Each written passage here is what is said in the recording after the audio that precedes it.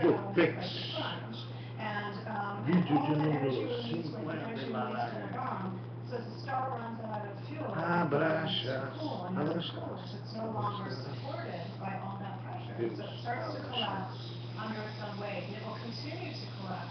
Until it gets so small that now you're running up against the pressure of crushing the matter together.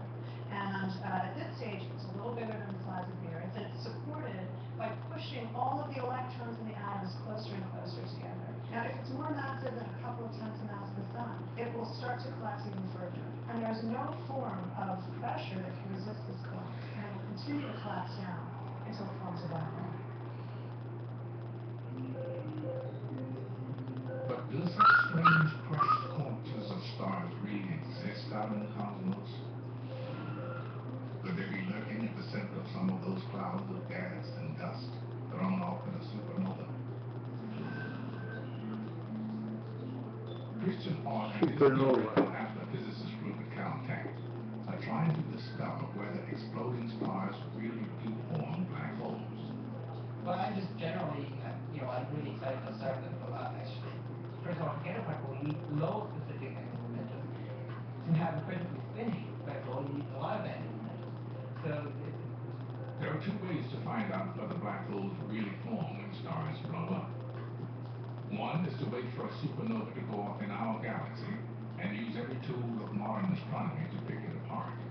The galactic supernovas would provide us so much information we wouldn't sleep for weeks. But unfortunately, it happens only maybe once or twice per century. So Christian and his team are trying a different approach, blowing up stars inside powerful supercomputers. This is no easy task. In fact, no one has pulled it off. But Christian is on his way to being the first. So simulating supernovae stellar collapse and black hole formation is so hard because it brings together a lot of physics. It's general relativity for gravity, it's fluid dynamics for the gas that collapses, it's particle physics doing these simulations like trying to do a really good weather forecast. So far, Christian has failed to make a virtual star explode in a way that looks like a real supernova. But after years of refinement he now thinks he may be the first to fully understand how a black hole is formed. Black holes. That is a horizon right there. This problem. Wow, that's the first time we do see this. What's surprising is that the most promising simulations don't actually explode. They simply collapse. It's not a bang, but a whimper. Its name, not supernova, but unnova. It's basically just everything eventually sinks into a black hole. The star slowly but surely just disappears. It could be true that most stars, or a large fraction of stars, just disappear. We don't have any data on that. We have never seen an unnova. If Christian is right, and black holes form silently, then these cosmic cannibals could be hidden in plain sight all around us. And we might never know it. Finding black holes is terribly, terribly difficult. Even if it wasn't black and would be radiating energy, it would still be only, let's say, 20 miles across. And even at 10 light years away, it would be impossible to find even with the best telescopes we have. But if black holes are almost completely elusive, no one told this man. He spent the past 30 years hunting one, a giant one, right at the heart of our own Milky Way galaxy. And his discovery will overturn all our ideas about how the universe really works.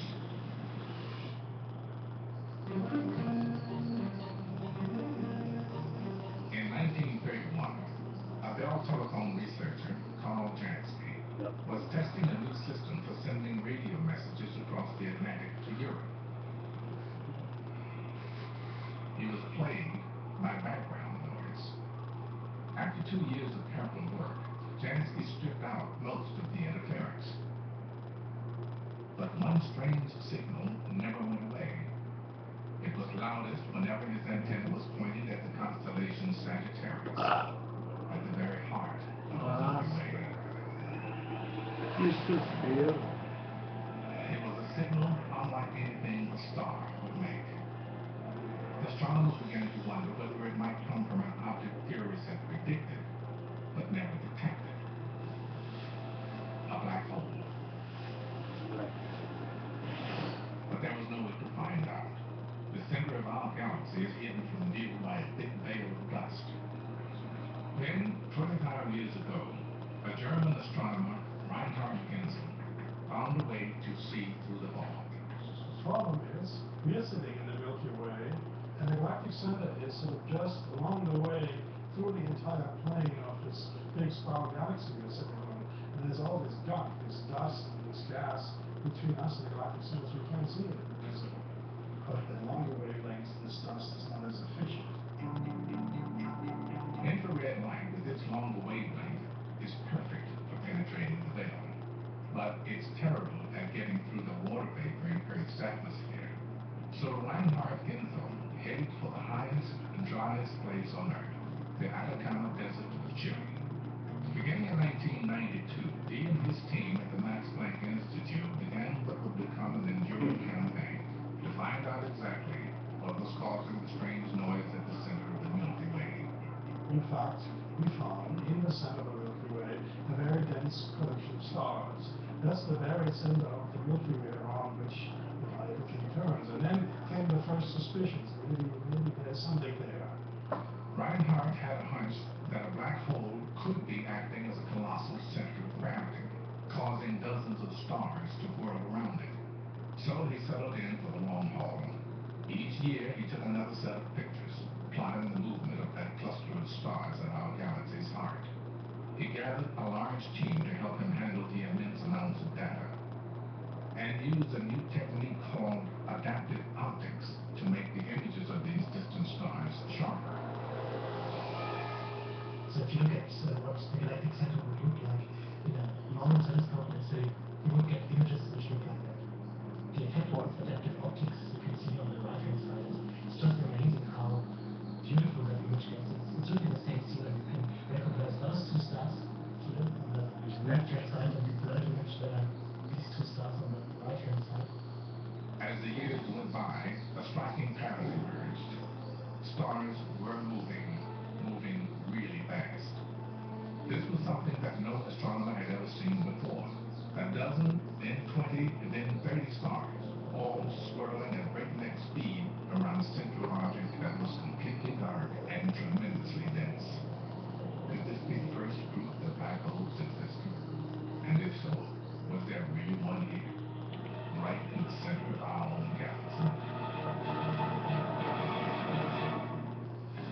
What do you do in order to see something or prove the existence of something which you can't really see, right? And a black hole, you would think is something, well, by definition, light can't escape from. But you have gravity. Think of the solar system. Okay, you have the sun in the center, and then you have the planets. The other planets move very slowly around the sun. And the closer you come to the sun, the faster the planets go.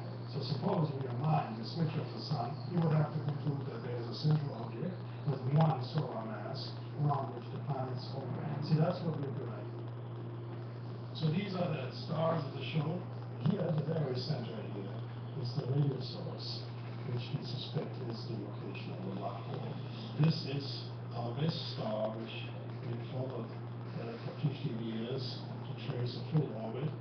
This star, known only by the name S2, was moving at a phenomenal rate. At its closest approach to the dark central object, Reinhardt and his team clocked it moving at 11 million miles per hour. What we learn from this is that indeed there's only one central mass right there at the position of the radio source, and that has 4 million solar masses. There cannot really be any believable configuration which we know of other than a black hole. Reinhard Genzel had made the first definitive discovery of a black hole. But more than that, his team had found an object that must have swallowed millions of stars over its lifetime. Astronomers call it a supermassive black hole. But despite the enormity of this discovery, it would be just the first of many increasingly bizarre identify things. The next was to figure out what goes on